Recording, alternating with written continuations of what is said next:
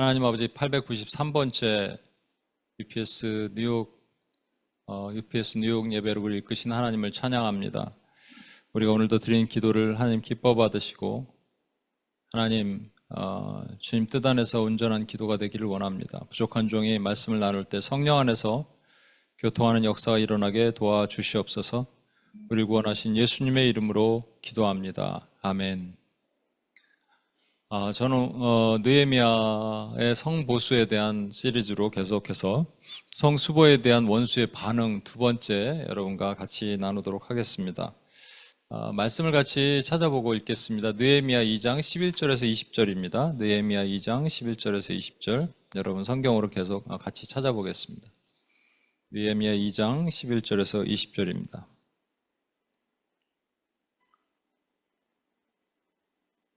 회중 볼륨을 좀 키워주시고 느헤미야 2장 11절에서 20절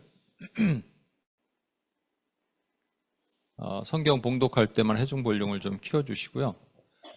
제가 말씀 전할 때는 회중 볼륨을 낮추면 바더가 없을 것 같아요. 컨플릭이 없을 것 같아요. 자, 성경 같이 한번 찾아보겠습니다. 교독하겠습니다. 2장 11절부터 제가 읽겠습니다. 내가 예루살렘에 이르러 머문 지 사흘 만에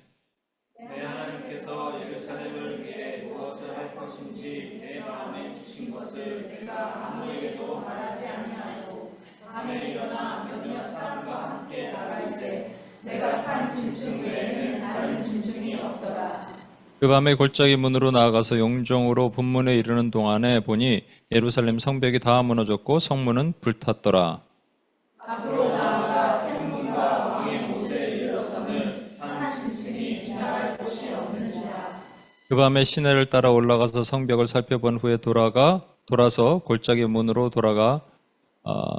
들어와 돌아왔으나 방백들은 내가 어디 갔었으며 무엇을 하였는지 알지 못하였고 나도 그 일을 유다 사람들에게나 제사 사람들에게나 귀족들에게나 방백들에게나 그 외에 일하는 자들에게 알리지 아니하다가 후에 그들에게 이르기를 우리가 당한 곤경은 너희도 보고 있는 바라. 예루살렘이 황폐하고 성문이 불탔으니 자 예루살렘 성을 건축하여 다시 수치를 당하지 말자 하고 또 그들에게 하나님의 선한 손이 나를 도우신 일과 왕에게 이른 말씀을 전하였더니 그들의 말이 일어나 건축하자 하고 모두 힘을 내어 이 선한 일을 하려 하니 호론 사람 산발락과 종이었던 암몬 사람 도비야와 아라비아 사람 게셈이 이 말을 듣고 우리를 업신여기고 우리를 비웃어 이르되 너희가 하는 일이 무엇이냐 너희가 왕을 배반하고자 하느냐 하기로 내가 그들에게 대답하였는데 하늘의 하나님이 우리를 형통하게 하시니 그의 종들인 우리가 얼마나 건축하려노라.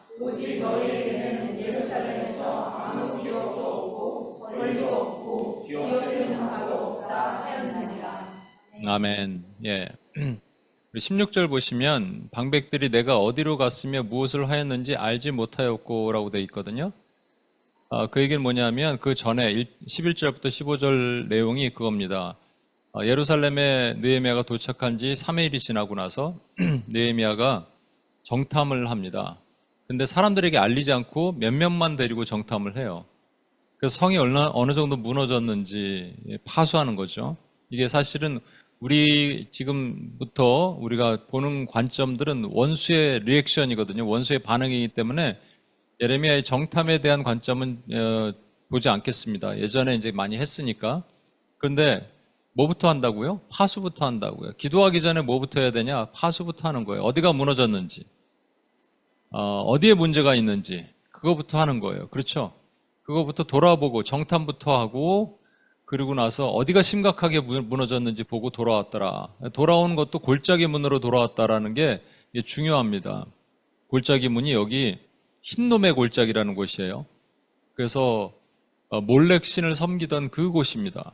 그런데 요시야 왕 때 거기를 갖다가 쓰레기를 덮어버려서 사람들이 더 이상 거기서 제사를 못 지내게 만들어 버린 거예요. 그러니까 쓰레기가 가득한 곳입니다.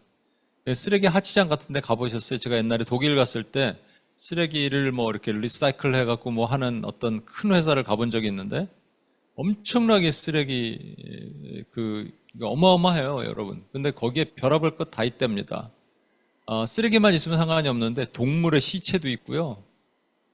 뭐 이상한 것들 많이 있다라는 거예요. 그럼 그거 막 들여다보고 싶겠어요? 마찬가지로 쓰레기가 있는 문으로 나온 거예요, 여러분. 그러니까 이만큼 무너졌구나. 우리의 영적 세계도 그렇게 무너졌고 지금 오늘날 교회와 하나님의 나라가 이렇게 무너져 가고 있는 것을 저와 여러분이 파수하고 기도하도록 하나님께서 저와 여러분을 선별해서 부르신 겁니다. 그런데 사람들에게 왜 알리지 않았냐라는 거예요. 사람들에게 알리지 않고 했어요.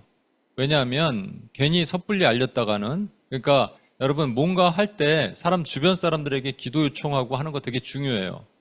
그런데 하나님께서 비밀스럽게 나에게 말씀하신 게 있어요. 잘 생각해 보면 그런 게 있죠. 그런 걸 괜히 터트려서 하나님이 이렇게 하라고 하셨어요, 이렇게 했어요 라고 하면 그 순간에 어떤 현상이 일어나냐면 원수가 달려듭니다. 여러분 제가 한 말씀드렸잖아요. 아프리카에서 어떤 분이 수박 주스가 있대, 아프리카는. 그래서 먹을 게 이제 막 주스가 없으니까 수박 주스를 만들어서 탁 이제 먹으면 이 파리떼가 그 수박 주스를 확 끼어든대. 막 드락 가미가제가 죽듯이 막. 왜냐면 물이 없으니까. 우리 그 선교 이번에도 어떤 영상을 하나 봤는데 선교지에 가면 막 파리가 달려들죠. 왜 파리가 달려드냐면 물이 없으니까 우리 땀을 빨아먹으려고 그렇게 달려드는 거예요, 여러분. 마찬가지로 그렇듯이 여러분 우리가 하나님께서 뭔가 나에게 비밀스럽게 말씀하신 것은 사단이 못 듣습니다, 여러분. 사단이 다 알까요? 몰라요, 여러분. 하나님과 나만 아는 거예요. 근데 그걸 막 사람들한테 얘기하고 해서는 안 된다는 거죠. 물론 내가 중요한 것들에 대한 기도 제목은 사람들한테 나누는 거예요. 그런데 하나님이 나에게 주신 사명에 대한 비밀스러운 것은 간직하고 있다가 필요할 때 오픈하는 거예요. 그때까지 간직하고 있는 겁니다. 잘 기억하십시오, 여러분. 그래서 느헤미야는 하나님께 받은 마음을 하나님께 받은 마음이 있거든. 내 하나님께서 예루살렘을 위해 무엇을 할 것인지 내 마음에 주신 것을 내가 아무에게도 말하지 아니하고, 이렇게 얘기합니다. 여기서 중요한 것은 보세요. 하나님께서 느헤미야에게 뭐라고 말씀을 하셨다는 거예요. 그죠? 마음을 주셨다는 거예요. 여기 보면 My God was praying into my mind to do for Jerusalem 이렇게 돼 있잖아요. 그러니까 하나님이 뭔가 나에게 마음을 주셨다는 거예요. 통상 구역 성경에는 이런 표현은 쓰지 않습니다. 하나님이 말씀하셨다 그러거나 환상을 보여주셨다거나 천사를 보내셨다거나 이런 표현을 쓰는데, 마음을 주셨다는 얘기는 하나님이 직접 뭔가 manifestation이 일어나지 않았다는 얘기예요. 그냥 하나님이 이렇게 마음을 주신 거예요. 우리가 말하는 것처럼 하나님 이런 마음을 주셨어요, 이런 감동을 주셨어요 라는 것처럼. 만약에 하나님이 직접 나타나셨다면 분명히 느헤미야는 하나님이 나에게 나타나셨다, 그날 밤에 하나님의 환상 가운데 나타나사 네가 성벽을 쌓으라 하셨느니라 라는 것을 기록했겠죠. 그렇죠? 안 그랬겠습니까? 근데 그게 없어요. 그냥 마음만 주신 거예요. 언제? 성벽이 불타고 성벽이 무너지고 성문이 불탔다는 얘기를 듣고 갑자기 죄를 뒤집으시고 금식하고 기도할 때, 그때 어떤 한순간에 마음을 받은 거예요. 네가 가서 성벽을 건축할래? 제가요? 그래, 너 말고 누가 있니? 제가 할 수 있을까요? 그럼 너 할 수 있지. 알겠습니다. 그런데 제가 왕한테 얘기해야 되는데, 이 내용들이 지금 생략되어 있는 건데 하나님이 그런 마음을 주신 것, 그죠? 그것이 들어가 있었어요. 그게 성경에는 기록되어 있지 않지만. 그렇다면 우리가 우리 삶에도 이걸 적용해 봅시다. 여러분, 우리가 뭔가 순종할 때 하나님이 말씀하시니까 순종하는 거예요. 우리가 무엇을 하나님이 말씀하셔서 우리로 하여금 하나님의 나라 일을 하도록 하는 것을 미션, 타스크, 우리말로는 사명이라고 합니다. 그렇죠? 또 헷갈리면 안 돼요. 사명과 소명을 헷갈리면 안 돼요. 사명이 여러 개가 내 삶에 모여서 하나님의 소명을 이뤄나가시는 거예요. 소명은 나를 이 땅에 부르신 목적, 그거죠? 직업은 하는 일. 느헤미야의 직업이 뭐예요? 느헤미야의 직업은 술관원장. 그리고 여기 직업이 포지션이 체인지 돼요. 직업 같은 거 항상 바뀌어요. 여기서 와서는 뭐가 돼요? 유다 총독이 됩니다. 근데 그의 사명이 뭐예요? 성벽을 건축하라는 것. 하나님의 성벽을 건축하게 하는 일, 그잖아요. 우리에게 주신 사명은요, 이렇게 피리어드도 있어요. 기간이 있어요. 한 52일 동안. 50일이라고 딱 못 박은 건 아닌데 빨리 해야겠다라는 마음이 있었으니까 빨리 했겠죠. 예, 그런 52일간. 그 사명을 마치면 그 다음에 사명과 사명 사이에 인터벌이 있잖아요, 여러분. 사명과 사명의 인터벌이 너무 길면 문제가 심각한 거예요, 여러분. 그러니까 여러분이 그냥 아무것도 안 하고 있는 거예요. 그냥 하나님이 맡기신 사명이 있는지 없는지 모르고 아무것도 지금 안 하고 있다. 그러면 인터벌이 긴 거예요, 여러분. 길면 길수록 여러분 영은 손상되고 있는 겁니다. 그러니까 또 다른 사명을 받아야 돼요. 그리고 움직여야 돼요. 그걸 모아 보니 하나님이 나를 부르신 목적대로 사는 거예요. 그러면 느헤미야의 소명이 뭐예요? 느헤미야의 비전이 뭐예요? 느헤미야의 콜링이 뭐예요? 우리가 착각해서 느헤미야의 콜링, 느헤미야의 비전은 성을 쌓는 것이라고 생각하는데 아니에요. 성을 쌓는 것은 사명이라니까요. 그리고 또 성을 쌓고 나서 그 안에 들어가서 예배를 회복하게 하는 일, 뭐 이런 일들이 그에 주신 사명이에요, 여러분. 그럼 소명이 있을 거 아니에요. 그 소명이 무엇일까요? 소명은 통상 우리가 알 수도 있지만 모를 수도 있다고 얘기했죠. 몰라가는 거예요, 사실은. 그리고 소명은 동사예요. 움직이는 거예요. 느헤미야에게 주신 소명은 무엇이냐면 성경에 구약에 뭐 신약에는 오순절 성령 강림 때 있었지만 그 전까지 단 한 번도 우리가 말하는 부흥이라는 것을 본 적이 없어요. 다윗 왕 때도 없었어요. 아브라함 때도 없었어요. 솔로몬 때도 없었어요. 히스기야 왕, 요시야 왕 때도 부흥은 없었습니다. 개혁은 있었어요. 요시야의 개혁은 있었어요. 그러나 부흥은 없었어요. 부흥이라는 것은 탑다운이 아니라 바텀즈업이 돼야 되잖아요. 자발적으로 우리가 성경을 읽기를 원합니다. 기도하기를 원합니다. 하는 그 부흥 무브먼트가 성경에는 단 한 번도 없었다고요. 딱 한 번 빼고 이 느헤미야가 성벽을 수보하고 나서요. 느헤미야에게 주신 소명은 뭘까요? 느헤미야의 비전은 뭘까요? 느헤미야의 비전은 성벽을 수보했더니 부흥이 일어나게 하더라라는 것을 알리는 것이 되는 겁니다, 여러분. 그 중에 중요한 것이 성벽을 쌓는 일이었어요. 저도 이제 UPS를 하면서 이 느헤미야를 보면서 제가 깨달았거든요. 나에게 주신 사명이 무엇일까? 나에게 주신 사명은 기도, 성벽이라는 게 뭘까라는 첫 번째 질문을 하게 됐어요. 그래서 이제 찾아보니까 성벽은 성도들의 몸이고 신부고 교회고 궁극적으로 교회잖아요. 근데 성벽이 무너졌다는 건 뭘까? 교회가 무너진 거잖아요. 그럼 교회는 왜 무너졌는가? 교회가 무너지니까 교회 안으로 죄가 들어온 거잖아요. 그래서 어떤 죄가 들어왔는가? 물질적인 죄, 인본화 죄, 종교화 죄가 들어왔구나. 이걸 깨닫게 된 거예요. 그럼 그 다음에 어떤 일이 일어나는가? 교회가 무너지면 교회에서 흘러나가는 죄가 세상을 정화시키지 못해. 교회는 퓨리파이어거든요. 제가 지난주 온임교회 설교 말씀 때 이 얘기를 했어요. 아랍 사역을 하시는 선교사님이 계세요. 연락이 오셨어요, 갑자기. 그래서 이번 수요일 날 민속촌에 아랍인 형제들을 데리고 갈라 그런다. 그런데 혹시 비가 오면 저희 교회 이제 농구장, 축구장이 있는데 거기서 좀 쓸 수 있겠냐. 그래서 뭐 쓰시라고. 그런데 비는 안 왔어요. 그래서 제가 민속촌을 간다 그래서 오랜만에 민속촌 한번 이렇게 들어가 봤어요. 깜짝 놀랐습니다. 여러분에게는 안 보여드렸죠? 아닌가요? 맞죠. 그렇죠. 저 헷갈려, 항상 요즘 예배가. 민속촌에 들어갔더니 뭐 귀신 축제예요. 그냥 민속촌 자체가 폭빌리지가 외국인들에게 우리 한국을 소개하는 곳이잖아요. 그런데 귀신 축제의 장이 됐습니다. 그게 여름에 썸머만 특별 스페셜 이벤트가 아니에요. 4월부터 11월까지 뭐 이런 식으로. 와, 그거 왜 그런 줄 아세요? 거기를 정화시켜야 될 곳이 교회란 말이에요. 교회가 그 땅을 바꿔야 될 수 있어요.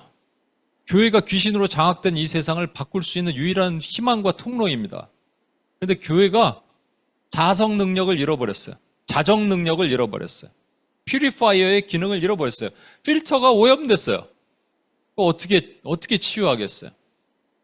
그죠?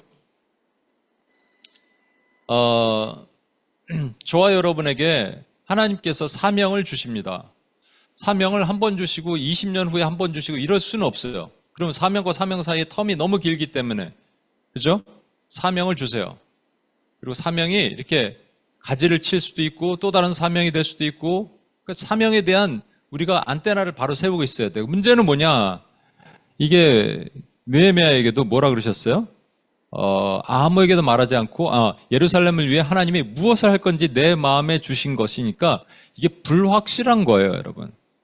확실하지 않은 거예요. 예전에 어떤 그 여자분의 글을 읽었는데 어느 날 아들이 그러더래요.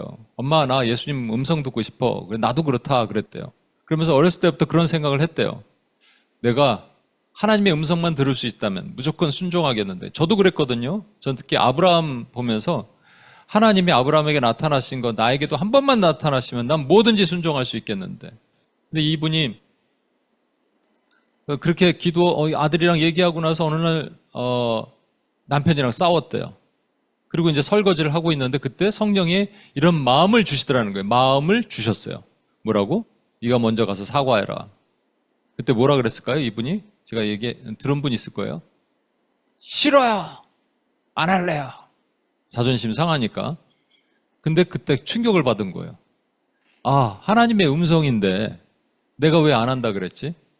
그러니까 하나님께서 확실하게 뚜렷하게 환상 가운데 정확하게 말씀하시면 내가 순종하겠습니다. 거짓말이에요. 하나님이 내면의 음성으로 말씀하셔도 순종하지 못하는데 그렇게 말씀하시면 순종할까요? 못하는 거예요, 여러분. 용서 못하는 사람들 있죠? 왜 못하는 거예요? 자기 알량한 자존심이라고 얘기했잖아요. 근데 주님의 명령이 뭐냐면 누가복음에 이런 말이 있어요. 너네 참 이상하다. 내가 붙인 거예요, 그거는. 너네 참 이상하다. 내가 하라는 명령을 왜 지키지 않니? 이런 거예요. 그 명령 다음에 뭐라고 했냐면 사랑하라는 거예요. 사랑하라는 게 용서하라는 거거든요. 여러분 지금 마음에 뭔가 꺼리낌이 있는 사람들이 조금이라도 한 명이라도 있어요? 그러면 하나님의 명령 지키지 않는 거예요. 하나님께서 꿈과 환상과 큰 것으로 하늘이 열리면서 나에게 말씀하시면 순종하겠습니다. 이건 거짓말이라고요. 그거 안 지키는데 어떻게 그걸 지키겠어요? 그죠? 사명도 마찬가지예요. 하나님 여러분에게 말씀하시는데 그 사명이 지키기 힘든 것들이 많아요. 때로는 내가 손해보아야 되는 것들이 많아요. 그래서 불합리하고 불편한 것들이 많아요. 어떻게 또 뭘 날 내려놔야 되는 것들도 많고 때로는 떠나야 되는 것들도 많고 때로는 힘든 것도 많아요. 때로는 하기 싫은 것을 하게 하는 것도 많아요. 그럼 어떻게 할 거예요? 안 할 거예요? 말씀드렸잖아요. 사명과 사명 사이의 텀이 길면 여러분 죽는다고요. 우리는 일을 하도록 이 땅에 부르심을 받았어요. 하나님의 나라 일을. 근데 어떻게 할 거예요? 안 할 거예요? 안 하면 어떻게 될까요? 괜찮을까요? 만약에 하나님이 느헤미야에게 명령하셨어요. 근데 느헤미야 딱 입장에서 보세요. 이제 느헤미야에게 지금 마음을 주셨어요. 마음을 주셨는데 아니야. 이거 잘못 들은 걸 거야. 이렇게 얘기할 수도 있겠죠. 통상 그런 분들이 있어요. 아니야. 이건 아닐 거야. 이렇게 넘어가는 사람들도 있어요. 그런가 하면 성경을 잘못 해석하는 경우도 있고 그런가 하면 그냥 미루는 경우가 많습니다. 지금은 아니야. 지금은 not right time이야. 그래서 분주하거나 게으르거나 이러면 그냥 밀어버리는 경우가 많아요. 느헤미야가 만약에 그랬으면 어떻게 했을까요? 지금 하나님 제가 술관원장 된 지 얼마 되지 않아서 하나님 좀 한 4년 후에 4, 5년 후에 안정되고 나서 내가 하겠나이다. 만약 그랬으면 하나님께서 그래 그렇게 하라 그러셨을까요? 여러분 관련된 비슷한 말씀 에스더 4장 13, 14절 보세요. 지금 유다 백성의 포로들이 다 죽게 생겼어요. 왜냐하면 모르드게가 하만과 이 적대적인 관계가 생기면서 하만이 왕의 명령을 받아서 지금 유다 백성들 다 죽인다는 거예요. 그때 이제 모르드게가 금식하면서 에스더가 왕후잖아요. 그러니까 자기 사촌 여동생 에스더에게 네가 왕 앞에 가서 유다 백성들의 구원을 좀 요청하라 하니까 에스더가 못한다 그런 거예요. 왕이 부르지 않으면 나 갈 수 없는데 갈 수 없습니다. 그러니까 자기 목숨 때문에 못하는 거죠. 그랬더니 모르드게가 뭐라 그러신지 보세요. 모르드게가 글을 시켜 에스더에게 이게 누군가 중간에 어떤 사람을 시켜서 에스더에게 화답하다는 건 좋은 표현이 아니에요. 그냥 리플라이한 거예요. 너는 왕궁에 있으니 모든 유다인 중에 홀로 목숨을 건지리라 생각하지 말라. 이때 내가 만일 잠잠하여 말이 없으면 유다인들은 다른 데로 말미암아 노임과 구원을 얻으려니와 너와 내 아버지의 집은 멸망하리라. 그러니까 여러분, 사명을 안 하면 어떻게 된다고요? 하나님이 다른 사람 시키고 우리 집은 망하는 거예요. 그죠? 이게 하나님의 일하시는 원칙이에요. 하나님은 하나님이 주신 일을 안 하면 딴 데 옮기면, 촛대를 옮기면 돼요. 근데 그 집은 망해요. 근데 여기서 우리가 궁금한 것이 생겨야 되죠. 뭐냐면 하나님은 우리가 순종할지 안 할지, 인간이 순종할지 안 할지 다 아신단 말이에요. 그런데 순종 안 할 놈한테 가서 이걸 해라 그런데 못 하겠는데요. 그랬더니 그래 그럼 순종할 애한테 옮길게. 이렇게 하시는 것이 좀 이치에 맞지 않고, 두 번째, 모세에게는 5번이나 설득해서 결국은 이루게 하시거든요. 그런데 왜 하나님은 한 번 얘기했는데 말 안 듣는, 그래 그러면 딴 데로 옮길게 이렇게 해도 하시냐고요. 하실 수 있다 그러냐고요. 그게 아닙니다. 여러분 잘 보세요. 에스더에게 또는 모세에게, 느헤미야에게, 또 누구에게 하나님이 사명을 주실 때 그 사명은 되게 어려워요. 힘들어요. 쉬운 사명은 없어요, 여러분. 존재할 수 없어요. 쉬운 게 어디 있겠습니까? 나의 불합리한 것, 불리한 것들, 불편한 것들, 때로는 뭐 재정적인 어려움, 건강의 어려움, 여러 가지가 있어요. 그런 것 때문에, 이유 때문에 내가 하기 힘든 것들이 많아요. 그런데 하나님께서 명령하셨을 때 그 명령을 내가 못한다 그럴 수 있어요. 그렇죠? 못한다 그런다 하더라도 그것은 반드시 그 사람을 통해서 이루세요. 왜냐? 하나님이 선하시기 때문에, 하나님이 옳으시기 때문에 그래요. 여러분, 하나님께서 모세를 5번이나 설득하시는 것은 모세만한 사람이 없어. 그래서 이 사람을 그냥 해야 돼. 그래서 삼고초려한다듯이 제갈량을 막 데리고 오듯이 모세를 5번이나 설득해서 오고초려하는 거죠. 그래서 네가 좀 도와줘. 너밖에 없어. 이런 게 아니란 말이에요. 거기에는 뭐냐면 하나님이 오르시기 때문에 모세를 사용하셔서 사용하시기로 작정한 하나님이 오르시기 때문에 모세는 사용당해야 되는 거예요. 그래서 이때 필요한 게, 이때 우리 안에 하나님이 사명을 주실 때 우리 안에 필요한 게 뭐냐면 믿음이라는 거란 말입니다. 제가 자주 말씀드립니다. 믿음은 하나님의 거룩한 holy persuasion, holy persuade예요. 하나님의 거룩한 설득이에요. 하나님이 나를 설득하실 때까지 내가 설득당하는 거예요. 모세는 설득당했어요. 그렇죠? 지금 에스더도 설득당한 거예요. 모르드게라고 에스더와의 관계가 나오는데 이 관계는요, 여러분 그 성경 66권 중에 유일하게 하나님이 등장 안 하는 데가 에스더라고 얘기했죠. 그러니까 에스더서에 하나님이 누구냐면 아닥사스다 왕이 하나님을 대신해요. 그러면 에스더는 누구를 상징하냐면 교회를 상징하고 모르드게가 예수 그리스도를 상징합니다. 예수님이 사명을 주세요. 근데 에스더가, 교회가 못한다는 거예요. 지금 바빠요. 지금 그거 할 때가 안 돼요. 지금 제가 힘들어요. 제가 좀 어려워요. 지금 그거 할 때가 안 돼요. 그러면 주님이 그래 알았어. 그렇게 안 하시고 네 촛대를 옮겨서 딴 데로 옮길 테니까 네 집은 망할 것이다 이런 거예요. 여러분. 그러면 하게 돼 있는 거예요. 교회는 사실은. 여러분 잘 아는 말씀 있잖아요. 세월을 아끼라 때가 악하니라.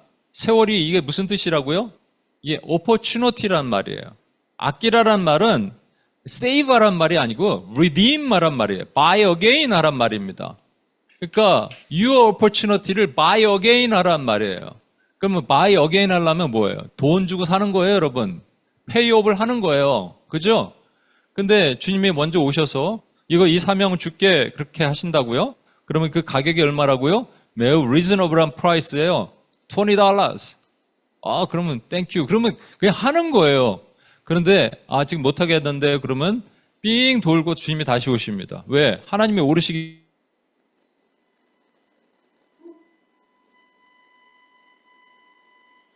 오셨을 때는 가격이 확 올라가요. 20불에서 40불 정도로 올라가는 게 아니고요. 한 100불로 올라가는 게 아니고요. 우리가 감당하기 힘든 가격으로 올라가요. 1000불 정도. 그리고 또 못한다 그랬더니 2년 후에 또 오셨어요. 그때는 어떻게 해요? 집 팔아야 돼요. 20만 불. 돈 있어요, 여러분? 그럼 집 팔고 다 팔아야 돼요. 여러분도 팔아야 돼요. 몸도 팔아야 돼요, 여러분. 그러면 빨리 하는 게 좋은 거야. 그런데 그게 왜 못하느냐? 그거는 여러분 여러 가지가 이유가 있겠죠. 만약에 여러분 보러 그냥 우리 선교지로 가라 이런 사명은 힘들겠죠. 뭐 특별한 사람에게 주신 걸 거예요. 그런데 그렇지 않고 하다 보면 나의 재정적인 거, 시간, 나를 위해서 쓰는 시간도 줄여야 되고 여러 가지가 있어요, 여러분. 그래서 그게 힘들다고 생각하는 것도 있어요. 어떤 사람은 내가 편하게 좀 살고 싶은 것이 있대요. 나한테 그렇게 얘기한 적 있어요. 그냥 이렇게 살면 안 되나요? 이런. 안 된다 그랬어요. 안 된다. 그렇게 사는 사람은 세상이랑 다른 게 하나도 없어요. 왜냐하면 제가 예전에 비행기를 타고 오는 길에 옆에 어떤 형제가 앉아서 딱 보니까 코리안이라서 내가 복음을 전하다가 그 형제가 하지 말라고 막 그러더라고요. 그래서 하다가 못 했는데 그 형제한테 교회를 나가본 적이 있냐 그랬더니 안 나가봤대요. 근데 교회 친구들이 많이 있대요. 그런데 교회 나가는 게 싫은 이유가 자기는 클럽이랑 술 마시는 게 너무 좋대요. 근데 교회 가면 못 한다고 그러더라고. 뭐 그런 얘기를 들었대요. 여러분, 우리도 마찬가지예요, 여러분. 그거는 세상 사람들의 기준이잖아요. 우리가 혹시라도 하나님이 주신 사명이 싫은 이유가 내가 하고 싶은 거 못해서 그러면 여러분도 세상 사람과 다를 게 하나도 없는 거예요, 여러분. 그런데 결정적인 이유가 있습니다. 우리가 하나님이 주신 사명을 못하는, 못 받아들이고 못 움직이는 결정적인 이유. 느헤미야에게도 결정적인 이유가 있었어요. 뭐예요? 두려움이란 말이에요. 느헤미야가 말씀드렸잖아요. 성을 쌓으러 가겠습니다. 왕에게 얘기하면 일단 직업을 내려놔야 돼요. 어떻게 먹고 살 거야? 그리고 거기서 성을 쌓는 얘기는 반란이거든요. 그러니까 왕이 느헤미야의 목을 쳐라! 이렇게 할 수도 있어요. 아니면 괜히 거기 가 있는 에스라와 그 일행들에게 불똥이 튈 수도 있어요. 자기로 인해서. 그러니까 말을 못하는 거죠. 두려움이죠. 그 두려움의 또 진짜 본질은 내로우다운 하면 뭐냐면 내가 할 수 있을까라는 거예요. 여러분이 할 수 있을까라는 생각이 들 수도 있죠. 저도 UPS를 처음 할 때, 그 전에 이제 제가 어머니가 이렇게 쓰러지시고 나서 하나님 미국 보내시고 나서 제가 주의 종이 되겠습니다. 그랬는데 이제 미국 가갖고 6년 동안 아직 신학교를 안 다녔어요. 차일피일 미루는 거예요. 이런 방법 저런 얘기로 하나님께 미루는데 하나님이 그걸 기다려 주시는데 이 가치가 계속 올라가요. 저는 페이오프를 해야 될 그게 너무 많아지기 시작하는 거예요. 그렇게 하지 저처럼 살지 말라고요. 근데 결국은 제가 하나님의 일을 하면서 제가 드는 생각이 안에 이런 생각이 들었어요. 전 잘할 수 있는 줄 알았어요. 그리고 막 이런 생각도 했다니까요. 뭐 무디처럼 수만 명 앞에서 막 복음을 전하고 나 유명해지면 이제 인터뷰를 어떻게 하지? 막 이런 생각도. 말도 안 되는데 알아요, 여러분. 웃는 거. 근데 말도 안 되는 얘기지만 그런 생각을 했어요. 근데 내 안에 뭐가 있었느냐? 두려움이 있었다고요. 뭐? 이게 안 되는 것에 대한 두려움. 제가 안에 두 가지 두려움이 있는데 나는 할 수 있을까의 두려움과 두 번째는 야, 이제 점점 나이가 먹어가는데 이제는 정말 안 되는구나의 두려움이 있어요. 그죠? 이 두려움. 이게 느헤미야에게도 있고 여러분도 있고 저에게도 있어요. 그 두려움을 주님은 보시는 거죠. 그리고 두려움을 드러내셔야 돼요. 느헤미야 같은 경우는 여러분 보세요. 왕의 명령을 받고 왕의 조소도 받았어요. 그리고 또 제목도 받았어요. 나무도 이렇게 막 성벽을 쌓을 수 있는 나무도 이렇게 받아갖고 오는 길이 한 900km 정도 된대요. 그런데 이제 직선 거리가 그렇고요. 꼬불탕 하니까 한 1500km 정도 되는 거리인데 그게 성경에는 5월 1일에서 8월 4일인가? 그러니까 한 3개월 정도 걸려서 오는 거리를 오는 겁니다. 올 때 느헤미야 안에 두려움이 없었을까요? 가면 모든 거 잘 될 거야 이렇게 생각이 들까요? 아니겠죠. 가서 일단 사람들을 동원해서 그 일을 해야 되는데 사람들이 만약에 리젝하면 어떻게 해야 돼요? 그리고 거기에 방해하는 세력이 있으면 어떻게 해야 돼요? 가다가 또 물론 군대가 호위를 하고 가기는 했지만 가다가 뭐 강도를 만나고 그래서 다 뺏기면 어떻게 해야 돼요? 자기가 아프면 어떻게 해야 돼요? 여러 가지 두려움이 있겠죠. 그 못할 것에 대한 두려움이 있겠죠. 그 두려움의 근본 뿌리가 어디냐? 못할 것 같다라는 근본 뿌리는 열등감입니다. 여러분 모세 얘기를 좀 할게요. 하나님께서 어느 날 모세에게 나타나셨어요. 그리고 모세를 설득하시는 거예요. 하나님의 거룩한 설득이 시작하는 거예요. 근데 첫 번째도 못하겠다. 두 번째도 못하겠다. 그리고 세 번째 모세가 아니 그 사람들이 그 백성들이 나를 안 믿으면 어떡하냐 그러니까 네 손에 뭘 들었느냐? 지팡이를 땅에 던져라 그래요. 딱 던지니까 그것이 뱀이 됩니다. 그리고 꼬리를 잡아라. 이렇게 말씀하시죠. 두 번째는 이 손을 네 품에 넣어라. 품에 넣었다가 빼니까 문둥이가 돼요. 그리고 다시 손을 넣으니까 다시 나아져요. 이것을 제가 예전에 여러분들에게도 말씀 나누고 설교도 한 적이 있어요. 첫 번째 이 뱀을 만드신 이유, 꼬리를 잡으라고 하신 이유는 꼬리를 잡아도 안 물린다는 거잖아요. 근데 신기한 게 하나, 이거는 여담이지만 제가 생각해 봤는데 여러분 그 전까지 2번이나 못하겠습니다. 3번째 못하겠습니다. 그래 놓고 꼬리를 잡아라 그러는데 잡아요 또. 그건 왜 잡았을까? 근데 이 2가지 이제 해석이 가능하더라고요. 첫 번째 해석은 그냥 엉겹기를 잡은 거예요. 꼬리를 잡아라. 꼬리 잡았다. 이렇게. 그러니까 여러분 이렇게 무슨 집회 같은 데 갈 때 부흥 강사가 와서 선교할 분 일어나세요 할 때 펄떡 일어나는 분들 있죠? 그게 또 비슷한 거예요. 그래서 그런 생각 없이 일어나는 거. 근데 또 하나는 뭐냐면 이게 진짜 뱀인가? 왜냐면 자기가 들고 다니던 나무였잖아요. 진짜 뱀인가? 그러니까 하나님이 보여주시는 것에 대해서도 우리가 확실성이 없는 거죠. 근데 왜 뱀으로 만드셨을까? 왜 나무를 뱀으로 만드셨을까? 그냥 저기 나뭇가지 하나 꺾어라, 땅에 놔라. 아니면 땅에서 뱀이 그냥 올라오게 하셔도 되는데 왜 모세의 지팡이를 뱀으로 만드셨을까에 가장 큰 이유는 이 모세의 지팡이가 모세와 늘 함께했던 애증의 관계에 있는 거라고 말씀드렸죠. 애증의 관계에 있는 거예요. 그런데 이게 뭐가 되냐면 모세가 그냥 잘만 하면 어떻게 하면 지금 순위가 한 2위 정도 됐지만 잘만 하면 왕도 될 수 있었어요. 아이언 셉터와 같이 왕의 홀, 왕의 규가 될 수 있었던 것이 이게 아닌 거죠. 그리고 지금 목동이 돼서 40년간 양이나 소를 치고 있는데 그것이 뱀이라는 것을 보여주시는 거예요. 뭐예요? 바라보고 있었던 거. 한때 나는 괜찮은 사람이야, 나는 잘 나가는 사람이야 라고 생각할 수 있었던 것이 뱀이라는 거예요. 그리고 뱀의 정체는 뭐냐면 애굽의 바로입니다.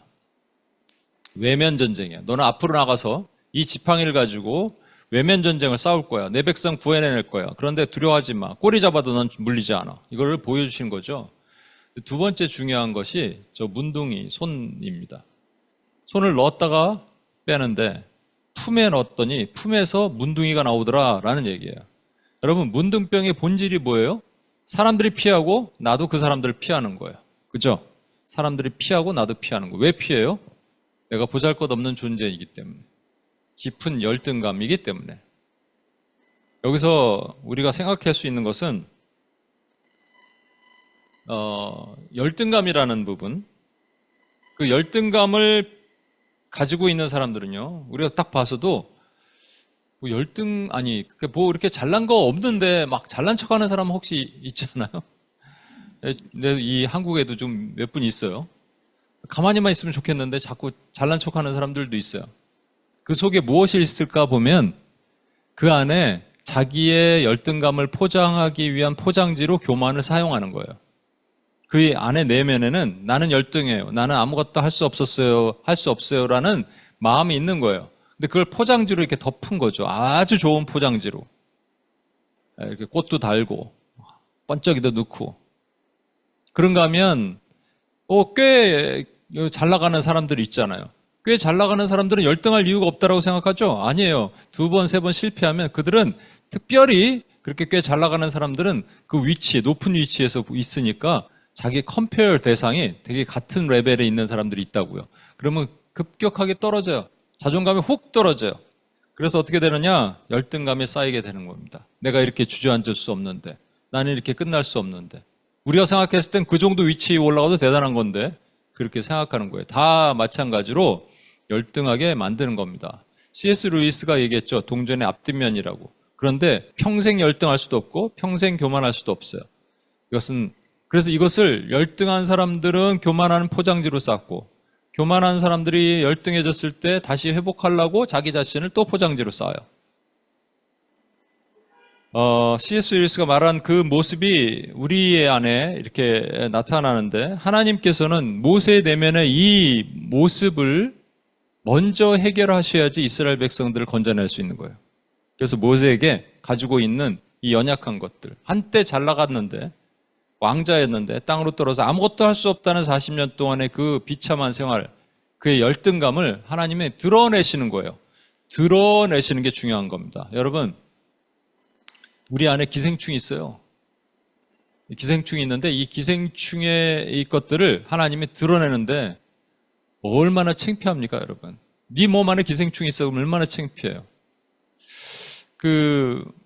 북한에서 몇 해 전에 한 사람이 총을 맞고 탈영을 했어요. 근데 그 사람이 병원에 들어가갖고 이제 치료를 하는 과정에 엑스레이를 찍는데 몸 안에 기생충이 뻐글뻐글한 걸 나타난 거예요. 그러니까 북한의 실상을 보여주는 거죠. 그렇게 열악한 삶을 사는 거예요. 그랬는데 이걸 가지고 또 뭐 인권 뭐 이래갖고 이런 걸 오픈하면 안 된다 얘기했다는데 그걸 우리 삶에 한번 적용해 봅시다, 여러분. 여러분과 저에게 하나님께서 오셔서 우리의 연약한 기생충을 다 드러내시는 거예요. 그럼 그 열등감이 막 까발겨지는 거거든요. 그럼 우리는 포장지를 잘 덮어놨는데 포장지를 확 벗겨버리시고 엑스레이를 확 보여주시는 거죠. 너 기생충 있어. 그러면 얼마나 창피해요. 그리고 그러면 여러분은 하나님께 이렇게 말할 수 있어요? 하나님 나한테 왜 그랬어요? 나도 인격이 있는데, 인권이 있는데 이렇게 얘기할 수 있어요? 아니에요. 그것은 하나님의 선하심이에요. 우리가 그렇게 돼야지, 우리 열등감이 노출돼야지, 그 다음은 하나님이 하시는 방법이 나타나는 거예요. 자, 여기서 중요한 사실 하나를 말씀드릴까요? 하나님께서 모세에게 처음 명령이 Let my people go, 내 백성을 구해내라 할 때 모세가 첫 번째 리스판스가 뭔지 아십니까? Who am I? Who am I? 야라디다다다다 이거 말고 아니면 다윗도 Who am I라 그랬어요. 내가 누구간데 사람이 무엇이 간데 주께서 저를 생각하시면 이건 좋은 Who am I고 여기서 Who am I는 내가 누구간데 그걸 합니까? 난 못합니다 라는 Who am I예요. 포커스가 어디예요? I. Who am I? 그죠? 그러면 하나님이 뭐라 그러셔야 돼요? 너는 내가 만세전에 택한 나의 백성이니 뭐 이런 식으로 설명하셔야 되잖아요. 근데 Who am I에 대한 답을 하지 않으신다고요. 뭐라 그러셨어요? I will be with you. Who am I? 난 누굽니까? 너는 누구냐면이 아니라 그냥 내가 너와 함께 할 거야. 하나님, 우리의 열등감의 본질이 뭔지 아세요? 내가 하나님이 주신 사명을 할 때 두려움이 온다고요. 두려움이 올 때 두려움의 본질은 열등감이라고요. 열등감의 본질은 뭐예요? 내가 할 수 있냐 없냐는 거예요. 그런데 하나님, 네가 할 수 있냐 없냐는 건 중요한 거 아니야. 그냥 내가 할 거야. 내가 너와 함께 할 거야 라고 말씀하시는 거예요. 그러면 움직이는 거예요. 그렇죠? 요즘 목사님들이 넘어지는 목사님들이 많죠? 근데 저는 넘어지는 게 아니라 들키는 거라고 생각해요. 다 목사들, 뭐 평신, 신도들도 다 마찬가지고 저도 마찬가지고 다 죄짓고 창피하게 있다가 그 들키지 않고 잘 포장지로 잘 덮어놓고 있다가 어느 날 훅 벗겨져 갖고 그 안이 드러나고 제가 되게 좋아했던 목사님이 있어요. 전병욱 목사님이라고 지금 홍대 세교회를 하고 있는 그분의 책을 제가 비행기 타고 오다가 읽었는데 낙타무릎이죠. 그 카메아스 니 이런 표현을 쓰는 낙타무릎 이런 책을 읽고 정말로 감명받고 막 눈물을 펑펑 흘렸어요. 그러다가 이분이 이제 여자 문제로 넘어졌잖아요. 요즘 어떻게 사역하시나 보니까 좀 안쓰러워요. 예전 같은 카리스마가 뭐 똑같은 설교에 그런 깊은 감동이 없어요. 그럼에도 불구하고 하나님이 포장지를 걷어내시고 까발기신 것은 하나님이 그분을 사랑하시기 때문이라고 생각해요. 고든 맥도날드의 내면 세계 영적 질서, Ordering Your Private World라는 책이 있습니다. 꼭 읽어보세요. 고든 맥도날드 목사님 잘생겼어요. 근데 한번 실수로 여성도와 불륜이 일어났습니다. 그리고 제가 알기에는 한 7, 8년 동안 사역을 다 내려놓고 있다가 복귀하면서 책을 다시 썼어요. 그 두 책 다 읽어봤습니다. 세컨 책은 제가 기억을 못 하겠는데 다 읽어봤는데 안타깝게 첫 번째 책만큼 강력한 그런 능력이 안 나타나는 것 같아요. 선입견인지 몰라도. 그럼에도 불구하고 하나님은 사랑하시는 거예요. 그러니까 저와 여러분에게 여러분 연약함들이 여러분들 멘토나 스승을 통해서 여러분 연약함이 노출시킬 때 그거 막 거절하고 막 리지스트 하지 마십시오. 그냥 받아들이시는 거예요. 하나님이 여러분을 사랑하시는 증거예요. 그리고 여러분을 사용하시겠다는 얘기예요, 여러분. 어떤 또 하나 뭐냐면 이게 나의 연약함, 내가 할 수 있을까가 열등감의 본질이라고 얘기했잖아요. 포커스가 나로 향하여 있어요. 나를 향하여 있다가 열등감은 항상 다른 사람의 시선을 의식합니다. 그래서 모세도 다른 사람들이 나를 뭐라 그러면 어떡합니까? 이렇게 얘기를 하는 거예요, 여러분. 어떤 자매가 있었는데, 뉴욕에 있던 자매인데, 직장을 다닌 지 한 3, 4년 지났는데 1년 사이에 최근에 그 보스가 바뀌었어요. 그래갖고 그 하루타임을 주는 거예요. 너무 힘들었다는 거죠. 그래서 결국 직장을 나왔습니다. 그러면서 하나님이 나에게 왜 그렇게 하셨는지 모르겠다고 막 그랬어요. 그런데 그 자매의 한 말이 저에게 딱 와닿았습니다. 뭐라 그러냐면 자기는 너무 창피하다는 거예요. 자기가 직장 들어갈 때 사람들한테 막 얘기하고 축하 파티도 한번 하고 그리고 부모님도 뭐 직장 들어갔다 그러니까 동네 사람들 뭐 모아서 교회 사람들 모아서 같이 식사도 한번 내시고 그랬는데 이거 지금 다 도루묵이 아니냐. 그래서 제가 그 자매를 나무랬어요. 지금 하나님과 나와의 관계 안에 왜 다른 사람이 들어가느냐. 다른 사람이 들어갈 이유가 없습니다, 여러분. 내가 중요한 내가 중요해. 내가 나를 중심으로 생각하다 보니까 다른 사람이 나를 어떻게 생각하느냐 보는 것도 나잖아요, 결국은. 그죠? 나야, 나. 하나님이 어떻게 생각되느냐, 하나님의 영광을 내가 훼손하느냐, 이걸 보는 게 아니란 말이에요. 그러니까, 열등감의 본질 잘 보십시오. 하나님은 그런데 그 열등감을 하나님의 강함으로 바꾸세요. 약할 때 누가 약해요? 내가 약할 때예요. 내가 약할 때 하나님이 강함 되시는 거예요. 그렇죠? 하나님이 약할 때는 존재할 수 없어요. 하나님은 항상 강하세요. 그러니까 내가 약하면 약할수록 하나님은 강함이 드러나는 거예요. 모세는 이걸 깨닫고 나서 그 지팡이를 끝까지 들고 다닙니다. 저 손도 사용하세요. 하나님 마지막에 홍해를 건널 때 지팡이와 손을 함께 내밀으라 그랬어요. 이렇게 내밀었는지 모르겠지만 내밀어요. 이 손도 문둥이와 같은 손, 이 열등감의 손 하나님이 내미는 거예요, 여러분. 그걸 사용하시는 거예요. 왜? 하나님을 보니까. 사람을 보면 못하는 거예요, 여러분.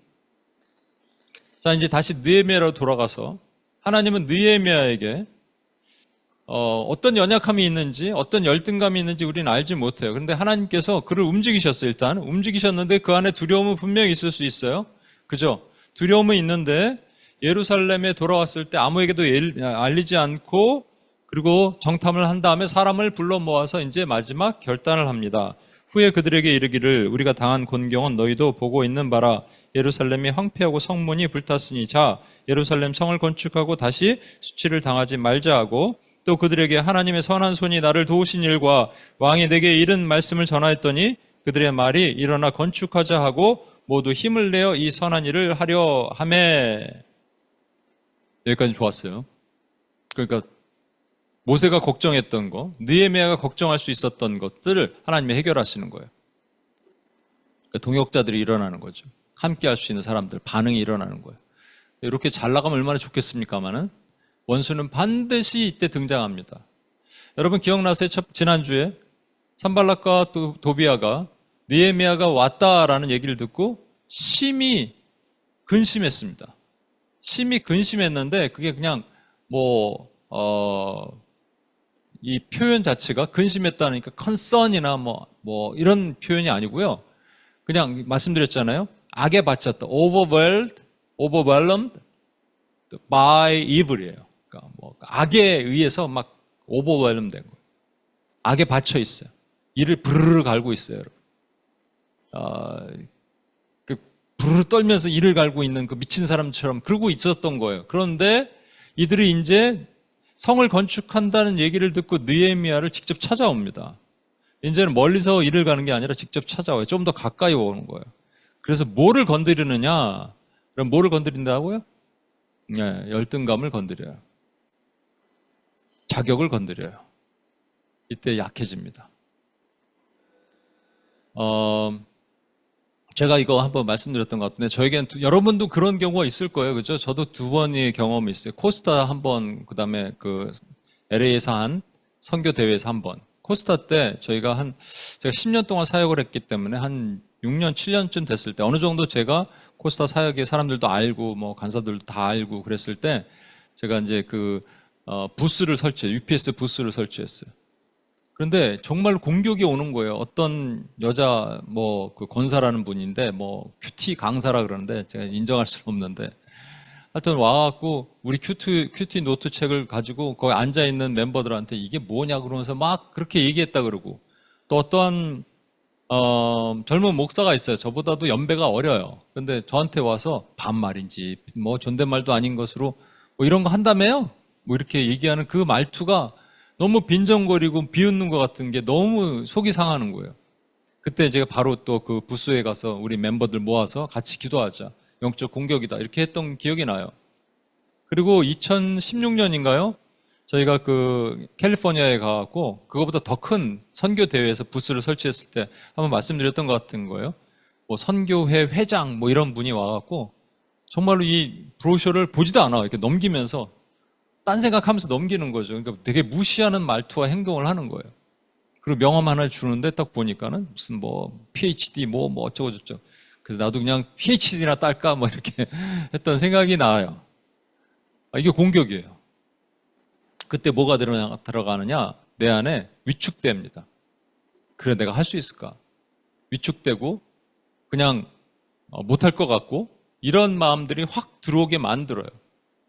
여러분 느헤미야에게 여러분들이 느헤미야라고 생각합시다. 여러분이 느헤미야라면 지금 산발락과 도비아와 지금 보시면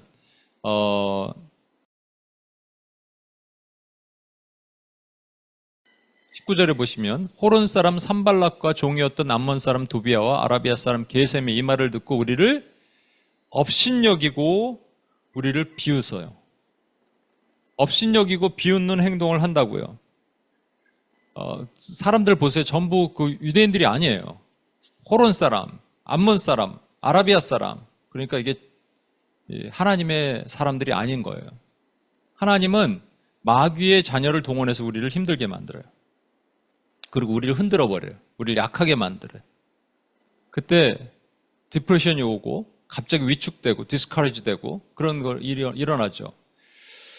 그러면 여러분이 느헤미야라면 어떻게 했겠어요? 여러분이 느헤미야라면 어떻게 하는 것이 맞겠어요? 어제도 이 질문했더니 어떤 분이 그 입을 닫아라 그랬더니 어떤 분은 사탄아 물러가라 그랬다는데 그게 아니고요. 현실적으로 진짜 이런 사람들이 와서 지금 사마리아의 총독이거든요. 나는 유대 총독이고 거의 같은 레벨이에요. 그 사람들이 와서 뭐라 그러면 뭐라 그러겠냐고요. 뭐라고 하는 게 맞겠냐고요. 이렇게 하는 게 맞죠. 내가 누군지 알아요? Who am I? Do you know who I am? 이렇게 얘기하면 되죠. 그죠? 내가 누군지 알아요? 나 왕의 술관원장이야, 내가. 왕 비서야, 나가. 왕의 조서도 있어, 여기.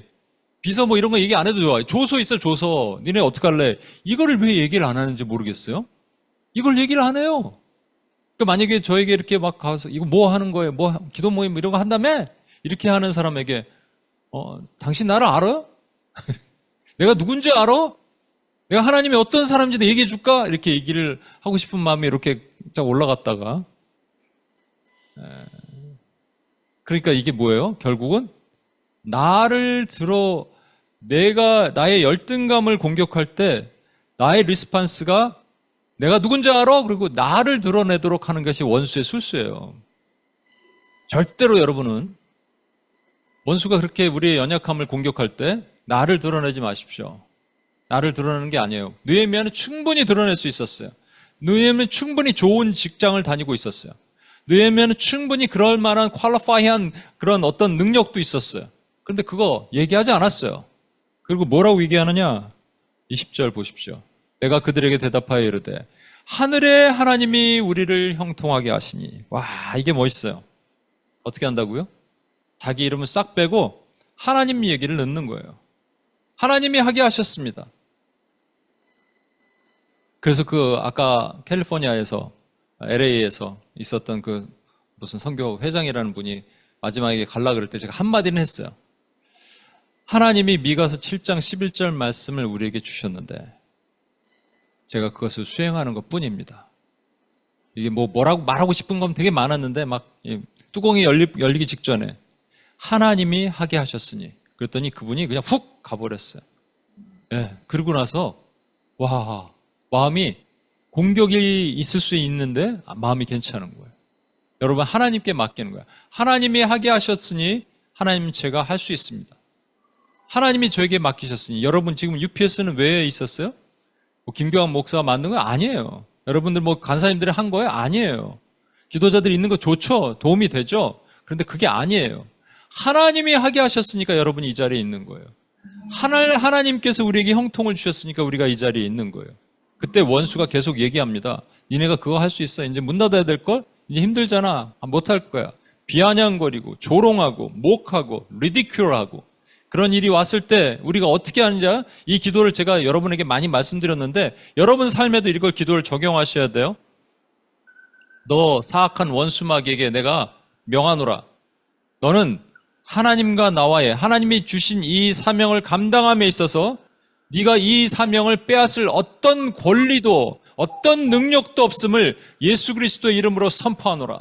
마찬가지예요. 여러분 보세요. 그들의 종인 우리가 일어나 건축하려니와 오직 너에게는 예루살렘에서 아무 기업도 없고 권리도 없고 기억되는 바라는 것은 히스토리컬 뭐죠? portion and right, memorial in Jerusalem이라고 되어 있는데 원래는 이게 historical 어떤 something입니다. 역사적인 기록이 없다라는 거예요. historical memory인가요? 그런 것이 없다라는 거예요. 그러니까 여러분 동일하게 이렇게 기도하시는 거예요. 갑자기 나를 흔들어 놓고 사명을 감당하면서 내가 약해지고 그럴 때 원수에게 이렇게 명하십시오. 너 원수여 잘 들어라. 너는 하나님과 나 사이에 하나님이 주신 이 사명을 빼앗을 어떤 권리도 없고 기업도 없고 기억되는 바도 없노라. 너희를 묶고 파노라. 내 삶의 반경에서 끊어질지어다. 선포하는 거예요. 그 원수는 떠나가는 겁니다. 그리고 여러분 절대로 여러분이 약하다고 생각될 때 여러분 자신을 드러내는 게 아니에요. 내가 할 수 있는가 없는가를 보는 게 아니에요. 하나님을 보는 거예요. 그리고 하나님이 하셨다는 걸 보는 거예요. 그럼 하나님이 여러분을 다시 일으키실 겁니다. 우리 같이 한번 기도합시다. 찬양합시다. 우리 자리에서 일어날까요? 자리에서 일어나서 한번 찬양하고 기도하고 하나님을 올려드립시다. 마음껏 올려드립시다.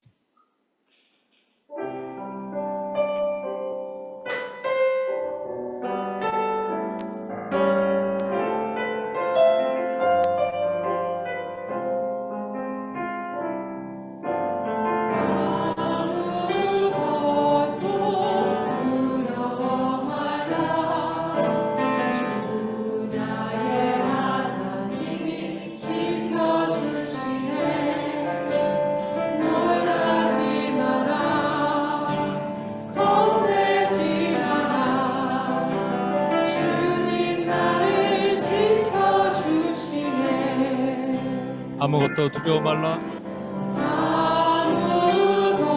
아무것도 두려워 말라. 주 나의 하나님이 지켜주시네. 놀라지 마라. 겁내지 마라. 주님 나를 지켜주시네.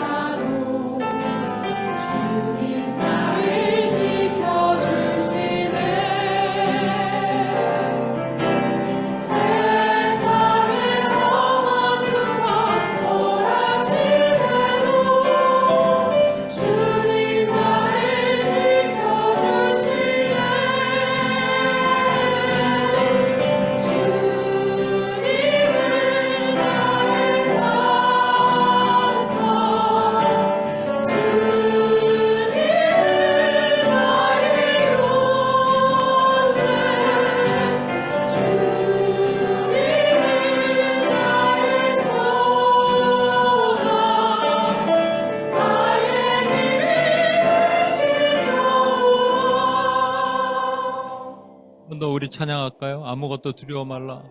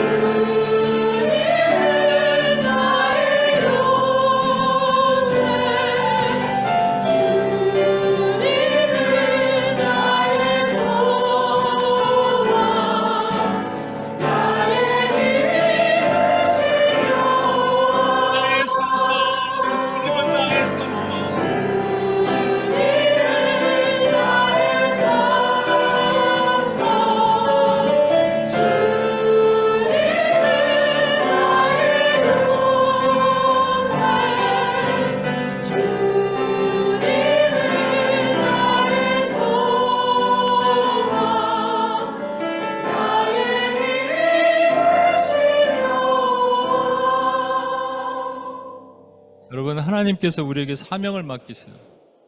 하나님이 나를 이 땅에 부르신 목적대로 사용하시기 위해서는 사명을 맡기십니다. 사명과 사명의 텀이 너무 길면 안 돼요. 촘촘해야 돼요, 사실은. 또 사명이 여러 가지로 뿌리를 내리면 다른 모습으로 사명이 연결됩니다. 근데 사명을 하나님께서 하늘문을 여시고 천둥과 번개로 나에게 탁 주시면 얼마나 좋겠습니까? 그러면 순종할 것 같죠? 아닙니다, 여러분. 느헤미야도 그렇게 안 받았어요. 우리도 그렇게 안 받는 거예요. 모호하고 불확실하고, 그런데 그렇게 하려니까 너무 두렵고, 먹고 사는 문제, 여러 가지 문제, 시간도 뺏겨야 되고 힘든 문제 다 나타나는 것 같아요. 그런데 실질적으로 진짜 문제는 내 안에 두려움이에요. 두려움의 본질은 내가 못할 것 같은 거예요. 두려움의 이유가 뭐라고요? 하나님의 부재라고요. 하나님이 사라졌다는 증거입니다. 하나님이 안 계신다는 증거예요.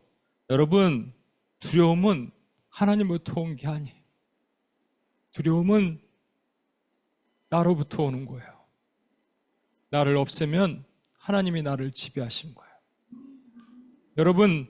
여러분 사명 받으십시오. 사명 받으십시오. 그 사명대로 사십시오. 근데 두렵습니까? 그럼 나를 없애십시오. 내가 약해지는 거예요. 그럼 강함 대신 하나님께서 이 일을 하시는 거예요. 우리 같이 한번 주여 한번 외치고 나갈 때 내 안에 혹시라도 내가 나를 의지하고 나를 보았고 나를 너무 보기 때문에 다른 사람이 나를 어떻게 볼까 생각했던 모든 것들 내려놓고 하나님만을 보기를 원하며 하나님이 하시는 것을 인정하고 나가길 원합니다. 주여 나에게 사명을 허락해 주옵소서. 주여 한번 외치며 다 같이 한번 기도하고 나가겠습니다. 주여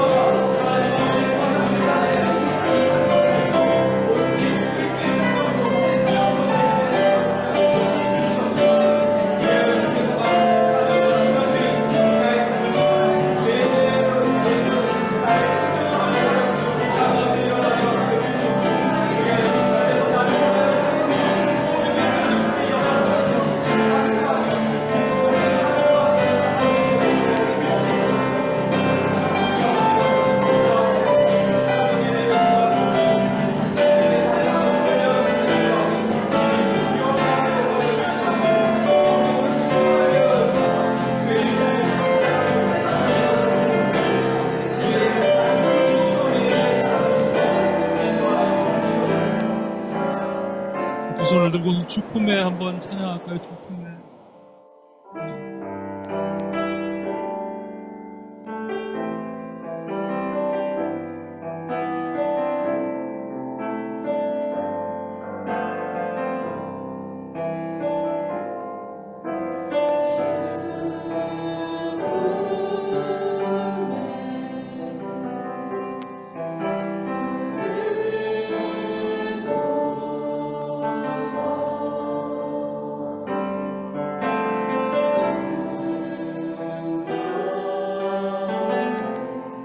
홀로 덮으소서.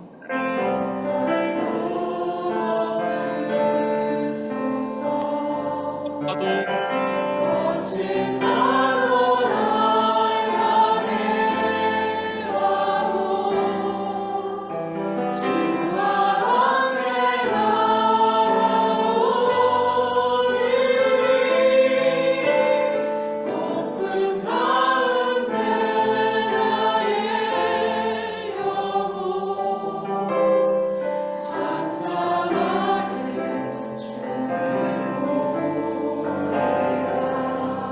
심파도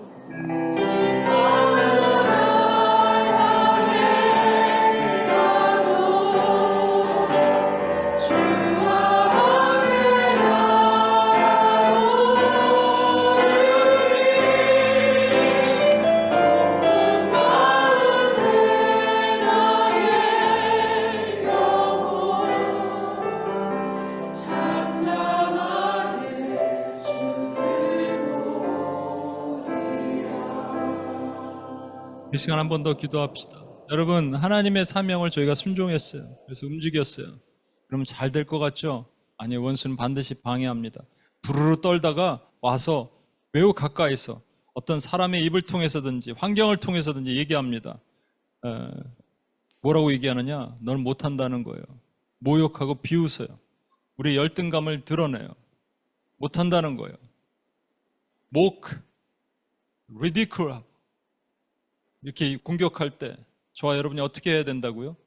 원수에게 여러분 이런 분명한 이 기도를 하실 수 있어야 돼. 너 어둠의 권세, 너 사단이여 들으라 명령하십시오. 그리고 너는 하나님께서 나에 주신 사명을 방해할 수 있는 어떤 권리도 없음을 예수 그리스도의 이름으로 명하노라. 너를 묶고 파노니 나의 사명의 반경에서 끊어지고 떠나갈지어다. 여러분 선포할 수 있어야 돼. 매 순간 이렇게 기도할 수 있어야 돼. 원수를 쫓아내는 거예요. 느헤미야가 했던 기도 그대로. 그리고 저와 여러분은 우리를 보는 게 아니에요. 하나님이 형통하게 하셨으니를 믿는 거예요. 그리고 원수를 내어 쫓는 겁니다. 이 시간 이렇게 기도하겠습니다. 여러분 주신 사명을 붙들고 지금 사명에 불분명해도 상관이 없어요. 사명을 가졌을 때, 사명을 움직일 때, 리스판스 할 때 원수는 분명히 옵니다. 미리 기도하십시오. 너 어둠의 권세요. 너는 하나님과 나 사이 이 사명을 방해할 수 있는 어떤 권세가 없음을 예수 이름으로 선포하노라. 나의 삶의 반경에서 묶어지고 끊어지고 떠나갈지어다. 우리 주여 한번 외치며 같이 한번 기도합니다. 주여!